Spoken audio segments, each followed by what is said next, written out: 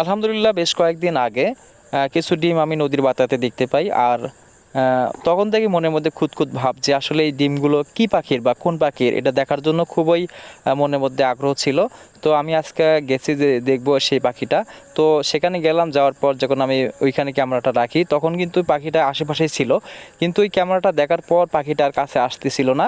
তো দেখলাম মাশাআল্লাহ অনেক সুন্দর পাখি, একবার এদিকে যাচ্ছিল একবার ওদিকে যাচ্ছিল। ভিডিওটা কিন্তু অনেক লং ছিল, কেটে কেটে আমি এটা ইয়ে করছি।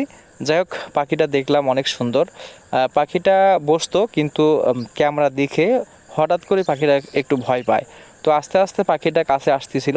তো শেষমেশ পাখিটা ওইখানে বসে।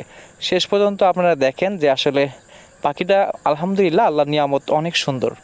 আর হঠাৎ করে এই ডিমগুলো যদি আপনি দেখেন চিনতেই পারবে না।